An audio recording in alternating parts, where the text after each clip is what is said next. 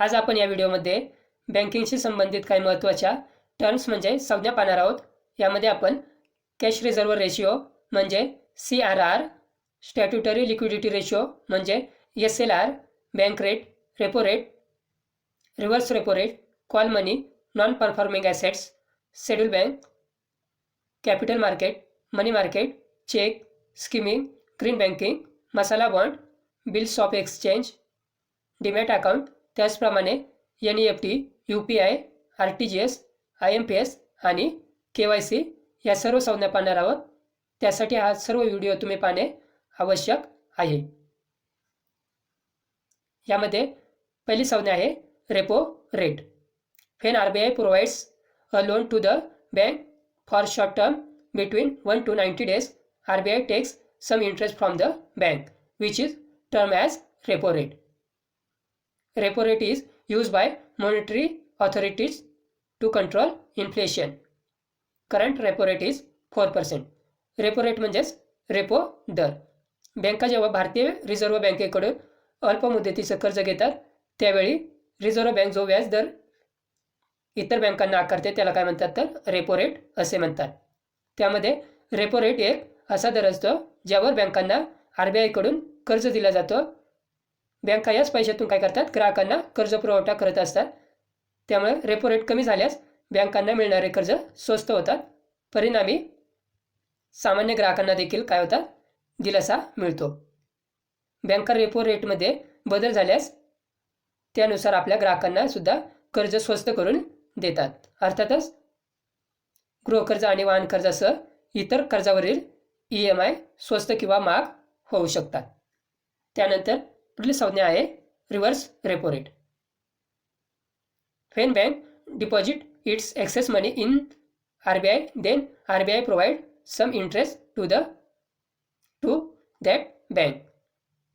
This interest is known as reverse repo rate. It is an important monetary policy tool employed by the RBI to maintain liquidity and check inflation in the economy. The reverse repo rate is decided by the Monetary Policy Committee, means MPC, headed by the RBI governor, and current reverse repo rate is 3.35%. Reverse repo rate म्हणजे काय तर ज्यावेळी बँका आपल्याकडचा अधिक असलेला निधी reserve बँकेकडे अल्पमुदतीसाठी जमा करतात किंवा RBI अल्पमुदतीसाठी कर्ज म्हणून घेते त्यावेळी जो व्याजदर RBI वर आकारला जातो त्याला काय म्हणतात तर रिव्हर्स रेपो रेट असे म्हणतात. नावावरूनच आपल्याला समजते की रेपो रेट आणि रिव्हर्स रेपो रेट हे एकमेकांच्या काय विरुद्धार्थी आहेत. रिव्हर्स रेपो रेटचा अर्थ विविध बँकांचा RBI मध्ये जमा असलेल्या पैशावर बँकांना मिळणारा व्याज होय. रिव्हर्स रेपो रेटच्या माध्यमातून RBI काय करते बाजारपेठातील कॅश लिक्विडिटी अर्थात कॅशच्या प्रमाणावर नियंत्रण ठेवू शकते. बाजारात खूप रोख रक्कम असल्यास RBI रिव्हर्स रेपो दरमध्ये काय करते वाढ करत असते जेणेकरून बँका जास्त व्याज मिळवण्यासाठी आपल्याकडील जास्तीत जास्त रोख रक्कम रिझर्व्ह बँकेमध्ये जमा करेल. त्यानंतर पुढील संज्ञा आहे स्टॅट्युटरी लिक्विडिटी रेशिओ म्हणजे SLR. Every bank has to maintain a certain percentage of their total deposit in the form of gold, cash, bonds, securities with themselves at the end of every business days. Current SLR is 18%. The SLR was prescribed by Section 24 of 2A of Banking Regulation Act 1949. SLR म्हणजेच काय तर ज्या दरांवर बँका आपली ठराविक रक्कम सरकारकडे ठेवतात त्यालाच SLR असे म्हटले जाते. बाजारात नकद किंवा रोख रक्कम नियंत्रित ठेवण्यासाठी हा आणखी एक उपाय आहे. कमर्शियल बँकांना एक ठराविक रक्कम यामध्ये जमा करावी लागते. त्याचा वापर आपत्कालीन व्यवहारांसाठी केला जाऊ शकतो. त्यानंतर पुढील संज्ञा आहे call money. Call money is minimum short term finance repayable on demand with a maturity period of 1 to 14 days or overnight to a fortnight. It is used for interbank transactions. The money that is lent for 1 day is in this market is known as call money, and if it exceeds 1 day, it refers to as notice money. त्यानंतर पुढील संज्ञा आहे capital market आणि money market.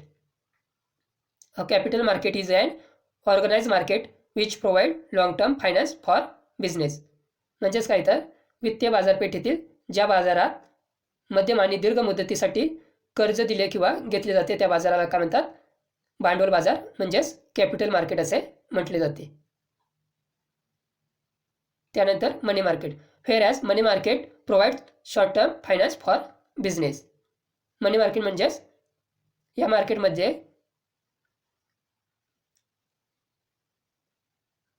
अल्प मुदतीसाठी काय दिले जातात, कर्ज दिले किंवा घेतले जातात, त्या मार्केटला काय म्हणतात, मनी मार्केट. त्यानंतर पुढील संज्ञा आहे schedule bank. Banks which are included in the second schedule of RBI Act 1934 are known as a scheduled commercial bank. These banks should fulfill two conditions. First condition is paid up capital and second condition is collected funds should not be less than rupees 5 lakh. Schedule bank म्हणजेच त्याला मराठीत काय म्हणतात, अनुसूचित बँका. म्हणजे अनुसूचित बँकेला आपल्या व्यवहारांची माहिती रिझर्व्ह बँकेला दर आठवड्याला द्यावी लागते आणि ठेवीदारांच्या संरक्षणासाठी रिझर्व्ह बँक काय करते, अनुसूचित बँकांवर कडक लक्ष ठेवून असते. त्यानंतर पुढील संज्ञा आहे नॉन परफॉर्मिंग ॲसेट. मराठीत काय म्हणतात त्याला, अनुत्पादक मालमत्ता. NPA is an asset of a bank which is not producing any income. Bank usually classify as non-performing assets any commercial loans which are more than 90 days overdue and any consumer loans which are more than 180 days overdue. Non-performing asset म्हणजे काय तर banking व्यवसायाच्या संदर्भात अनुत्पादक मालमत्ता हा शब्द आपण नेहमी ऐकत असतो. NPA म्हणजे व्यक्ती किंवा कंपनी यांना दिलेले कर्ज ही बँकेच्या दृष्टीने काय असते, मालमत्ता असते. पण ह्या कर्जावरील व्याज आणि मुद्दल यांची परतफेड नियमित होत असेल तर ते कर्ज चांगले म्हणता येते. पण जर या कर्जावरील रक्कम जर परत फेडण्याची क्षमता हा निकष लावला जात असेल तर तारण घेतले जाते आणि किंवा काही कधी आकस्मिक असलेल्या संकटामुळे यामध्ये खंड देखील पडू शकतो.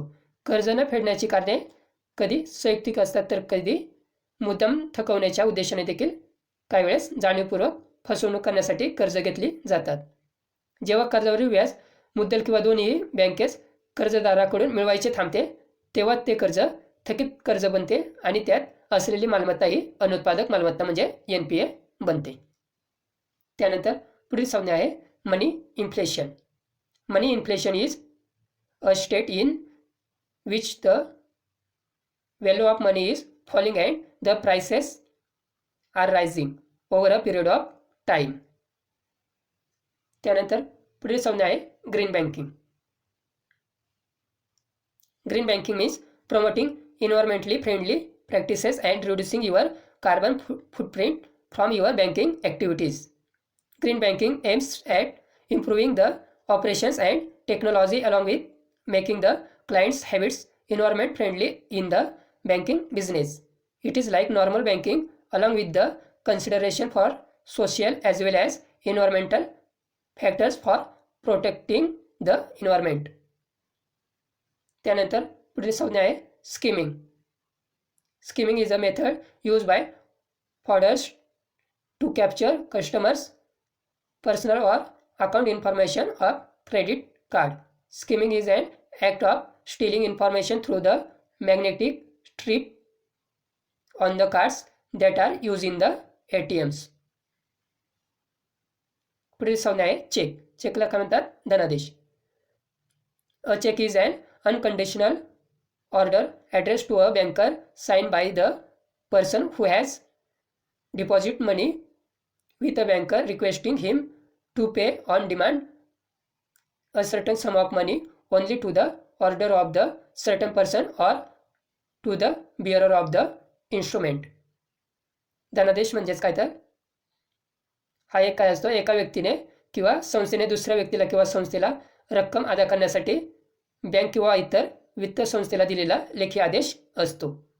चेकचे प्रकार कोणते असतात तर बिअरर चेक, ऑर्डर चेक असतात, क्रॉस चेक असतात, त्यानंतर बाउन्स चेक असतात. त्यानंतर पुढील संज्ञा आहे बिल ऑफ एक्सचेंज. त्यालाच काय म्हणतात? हुंडी असे देखील म्हणतात.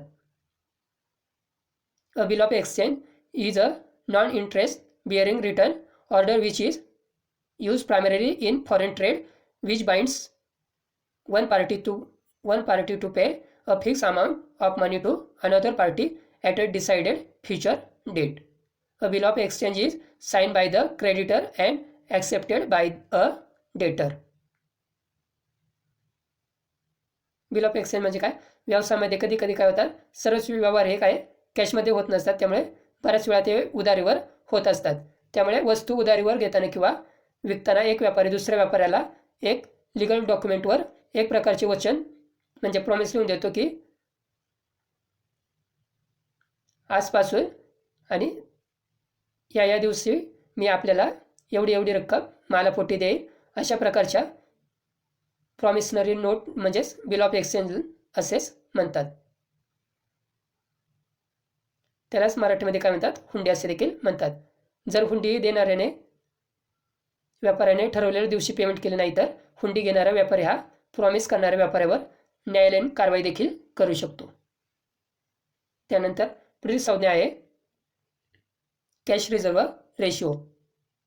Every bank maintain certain percentage of their total deposits with the RBI in the form of cash and net demand and time liabilities.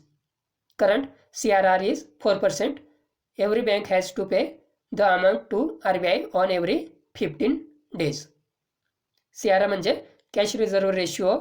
Reserve बँकेच्या नियमानुसार प्रत्येक बँकेला तिच्याकडे असलेल्या एकूण रकमेचा काही हिस्सा रिझर्व्ह बँकेकडे काय करावा लागतो? जमा करावा लागतो. या रकमेचे प्रमाण म्हणजेच CRR होय. देशात लागू असलेल्या बँकिंग नियमानुसार प्रत्येक बँकेला आपल्याकडे उपलब्ध असलेल्या एकूण रकमेपैकी ठराविक रक्कम ही रिझर्व्ह बँकेकडे जमा करावी लागते. त्यानंतर पुढील संज्ञा आहे bank rate. Bank rate is also term as discount rate.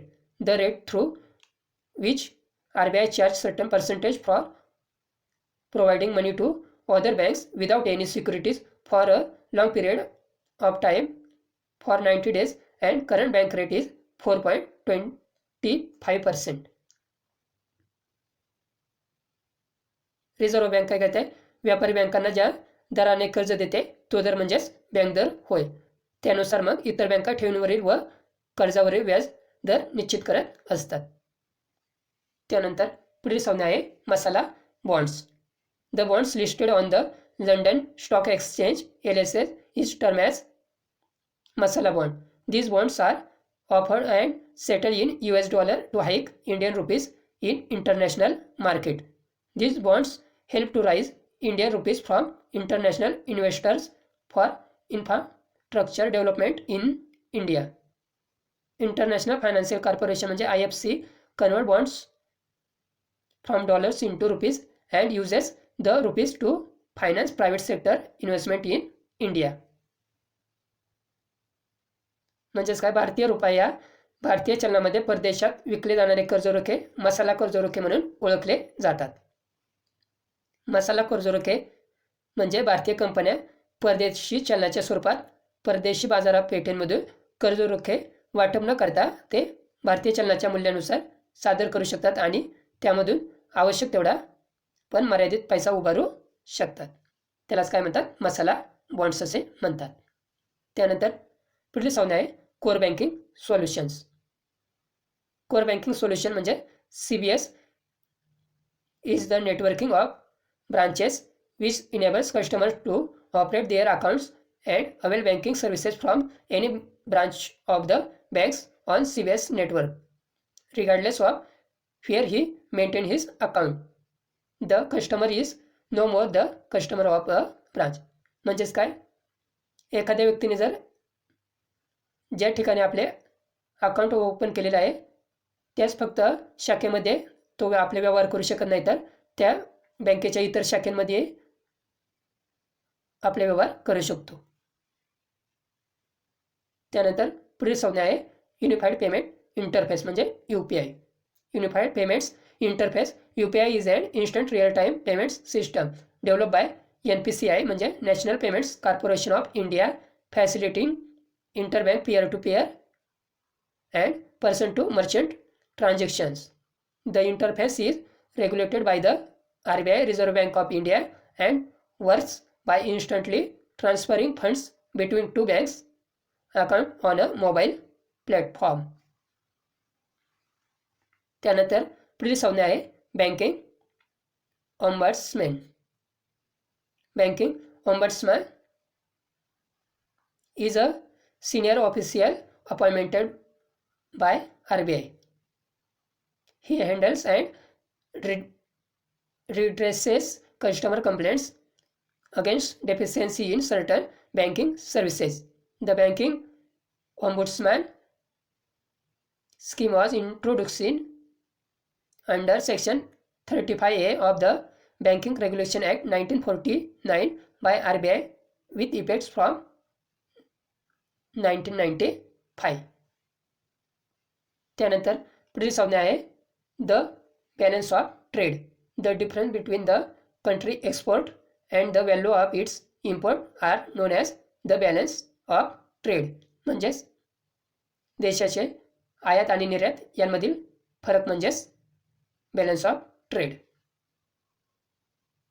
त्यानंतर पुढील संज्ञा आहे NOSTRO अकाउंट म्हणजे nostro account. A nostro account is one which is maintained by an Indian bank in the foreign countries. Nostro account simplify the process of exchanging and trading in foreign currencies. त्यानंतर पुढील संज्ञा आहे FOSTRO account म्हणजे Austro account. A Austro account is one which is maintained in India by a foreign bank with their corresponding bank. Ostro account enable domestic banks to provide international banking services to their clients who have global banking needs. त्यानंतर पुढील संज्ञा आहे demat account. The full form of demat account is dematerialised account. This is a type of bank account for citizens in India so that they can trade in stocks or debenture which are listed in the stock market. Just as a saving account contain money save, a demat account has stock save. Demat account कशासाठी असते तर stock मार्केटमध्ये जर आपल्याला share खरेदी किंवा विक्री करायची असेल तर त्यासाठी डीमॅट अकाउंट आपल्या असणे आवश्यक असतं. त्यानंतर पुढील संज्ञा आहे NEFT म्हणजे national electronic fund transfer. It is a nationwide payment system. Funds settlement takes place in the books of RBI through its interbank transfer scheme, making the transaction final and irrevocable. RBI communicates the transfer to the remitting bank, who in turn communicating to the remitter. NEFT transaction during non-banking hours above 10 lakh will be credited the next working days. Minimum transfer amount is ₹1 and maximum transfer limit is 20 lakh rupees.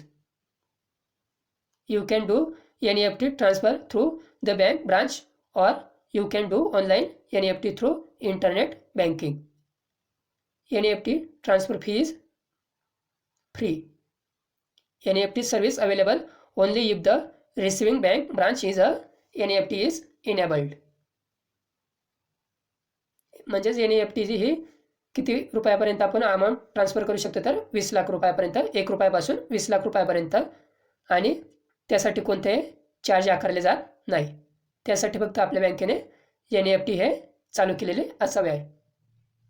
त्यानंतर पुढील संज्ञा आहे RTGS म्हणजे real time gross settlement. RTGS does not accept transfer of amount below ₹2 lakh. RTGS is available 24/7 throughout the year, including Sundays and bank holidays. RTGS transactions during non-banking hours above 10 lakh rupees will be credited the next working days. Minimum transfer amount is rupees 2 lakh and maximum transfer limit is rupees 20 lakh rupees. You can do RTGS transfer through the bank branch, or you can do online RTGS through internet banking. RTGS transfer is free. RTGS service available only if the receiving bank branch is RTGS enabled. NEFT आपण कितीपर्यंत transfer करू शकतो? 20 लाखापर्यंत, पण त्याचे कमीत कमी limit काय आहे? 1 रुपयापासून 20 लाखापर्यंत. परंतु RTGSसाठी लिमिट काय आहे? मिनिमम हे 2 लाख पाहिजे. 2 लाखापेक्षा कमी आपण RTGS करू शकत नाही. ते कुठपर्यंत? 20 लाख रुपयांपर्यंत. यासाठी देखील कोणतीही फी आकारली जात नाही. त्यानंतर पुढील संज्ञा आहे IMPS म्हणजे immediate payment service. IMPS is an instant interbank electronic fund transfer service through mobile phones. Settlement on an order by order basis 24/7 instantaneously. Transfer to receiver's bank account through IFSC. Instant confirmation to sender and receiver. IMPS window is always open. Minimum transfer amount is rupees 1 and maximum transfer limit is rupees 2 lakh rupees per transaction, subject to a minimum maximum limit of rupees 20 lakh. You can do IMPS transfer only through internet banking and mobile banking channel. IMPS transfer is free. IMPS service available only if the receiving bank branch is a member of NPCI, म्हणजेच National Payment Corporation of India. IMPS is an excellent fund transfer system when you want to transfer funds urgently. त्यानंतर पुढील संज्ञा आहे KYC म्हणजे know your customer. The know your customer or know your client guidelines in financial services require that professionals make an efforts to verify the identity, suitability and risk involved with maintaining a business relationship. The procedure fit within the broader scope of banks anti-money laundering म्हणजे AML policy. धन्यवाद.